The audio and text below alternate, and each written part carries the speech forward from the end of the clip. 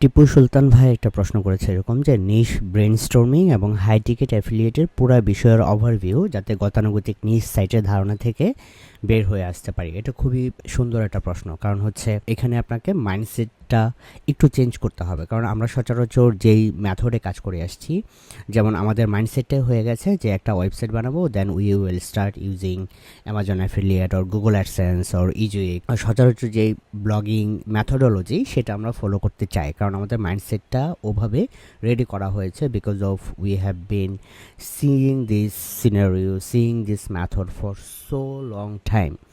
এখন এইটা থেকে বের হয়ে আসার উপায় হচ্ছে জাস্ট একটু চিন্তা করেন যে আমরা বিগত বছর দুয়েক আগেও কিন্তু এআই নিয়ে আমাদের কোনো আইডিয়া ছিল না। আমরা যে এইভাবেও আর্টিকেল লিখতে পারি সেটা কিন্তু আমাদের ধারণা ছিল না। কিন্তু এখন আমরা যেটা করি সেটা হচ্ছে যে আর্টিকেল লেখার সাথে, মানে আমি যদি চিন্তা করি যে এখন আমি একটা আর্টিকেল লিখবো, তখন অ্যাটলিস্ট আউটলাইন বানানোর জন্যও চিন্তা করি যে let's use an AI tool. Okay, তার মানে হচ্ছে আমাদের মাইন্ডসেটটাই এখন এরকম হয়ে গেছে। নিশ ব্রেনস্টর্মিং আপনি প্রথমে অবশ্যই করবেন আপনার পছন্দের যে নিশ, সেই নিশটা নিয়ে। নিশ ব্রেনস্টর্মিংয়ের জন্য ধরেন আমি অনেকগুলো সাইটের উদাহরণ দিয়েছি অলরেডি, অনেকগুলো টিপস শেয়ার করেছি। আপনি গ্রুপে high ticket affiliate marketing hashtag দিয়ে যদি আপনি সার্চ দেন, you will get all of them. Okay, but সহজ হিসাব হচ্ছে ইম্প্যাক্টে যাবেন। ইম্প্যাক্টে যাদের রেজিস্ট্রেশন নাই তারা করে ফেলবেন, আর যাদের রেজিস্ট্রেশন আছে তাদের জন্য তো এটা ইজি। সো ইম্প্যাক্টে এসে ব্র্যান্ডস থেকে ক্যাটাগরিজ, হ্যাঁ, ক্যাটাগরিজ থেকে দেখেন অ্যাক্সেসরিজ আছে, অ্যাপস আছে, আর্টস অ্যান্ড ক্রাফটস, অকশনস, বি2বি, bath and beauty, bed and bath, career, clothing, college, computer. মানে আপনি যেই নিশের কথাই চিন্তা করেন না কেন, সব ধরনের নিশেরই ক্যাটাগরি আছে, প্রোডাক্ট আছে। আপনি এখান থেকে দেখেন যে কোনটা আপনার ভালো লাগে। এবং প্রত্যেকটা ট্রান্সপোর্টেশন বা টিকিটস অ্যান্ড শোজ, হ্যাঁ, টিকিটস অ্যান্ড শোজ ক্লিক করলে আপনি দেখেন যে সব ধরনের most of the major ticket সেলারের সব ইনফরমেশান এখানে আছে। এবং প্রত্যেকটা টিকিট থেকে আপনি 50% পর্যন্ত, আপনি ধরেন একটা টিকিটের দাম যদি $500 হয়, 50% মানে $250. So you will get $250 per ticket if you can sell tickets from ticket club. I mean, এটা ফর এক্সাম্পল, অনেক টিকিটের দাম $50 হতে পারে, $10 হতে পারে। ইটস আপ টু ইউ যে what type of product you will promote on your blog. Okay, ধরেন আমি শুধুমাত্র টিকিট নিয়ে একটা ব্লগ বানাবো, টিকিট নিয়ে একটা অ্যাফিলিয়েট অফার বানাবো, তখন এই জিনিসটা আমরা কিভাবে করব? ধরেন টিকিট নিয়ে একটা নিশ, টিকিট একটা নিশ। ফর এক্সাম্পল আমরা ইম্প্যাক্ট থেকে পেলাম যে টিকিট ইজ এ গুড নিশ, আমার এটা ভালো লাগছে এবং আমি এটা প্রমোট করতে চাই। দেন আপনি চিন্তা করবেন যে আসলে এই যে ধরেন এই টিকিট ক্লাব, ধরেন emotion dinner theatre, ticket network affiliate programme, Mylio photos affiliate programme, so Faber affiliates, fun hall, backstagemarch.com। So প্রত্যেকটা ন্যাবোলা ইউকে, প্রত্যেকটা ব্র্যান্ডে আপনি ঘোরাঘুরি করবেন, তাদের ওয়েবসাইটগুলো দেখবেন যে তারা কী ধরনের টিকিট আসলে অ্যাভেলেবেল থাকে ওখানে।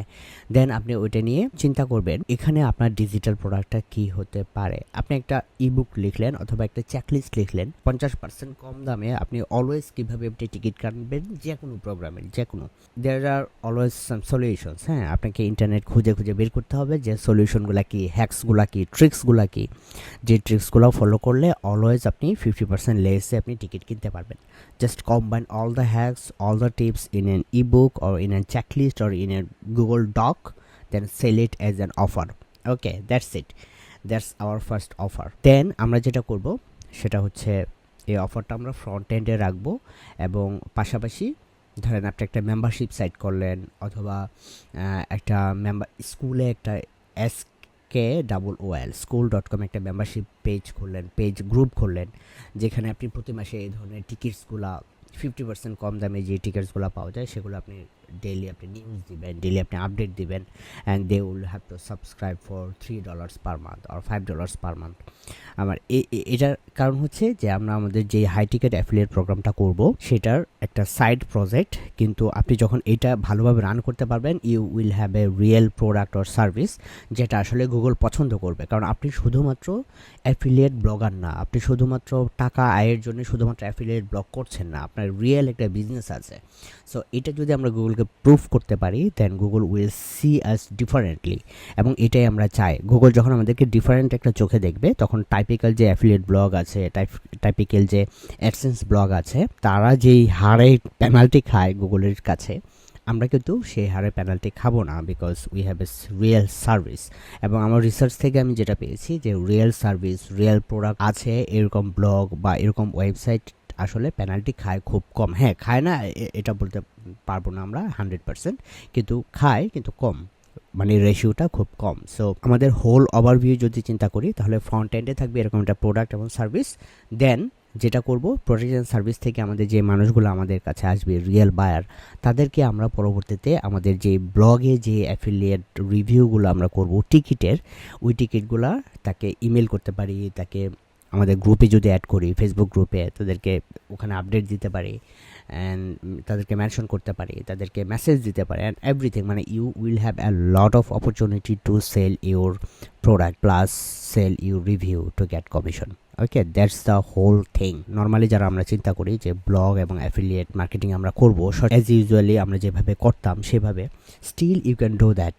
ওকে, তো নিজের প্রোডাক্ট এবং সার্ভিস থাকার সুবিধা হচ্ছে যে you will have a real buyer list, যারা অনেক বেশি কনভার্ট হবে, because you will have a relationship with them. ঠিক আছে, কারণ তারা আপনাকে চিনে, তারা আপনার কাছ থেকে অলরেডি একটা প্রোডাক্ট কিনেছে। সো তাদেরকে যদি আপনি নার্চার করেন, নক দেন, you can build a solid relationship, যেটা থেকে আপনি বারবার কমিশন নিয়ে আসতে পারবেন, again again and again. Okay, so that's the whole methodology. I hope যে ইউ গট দ্য পয়েন্ট যে আমরা আসলে কীভাবে কাজ করব। Okay, so that's it.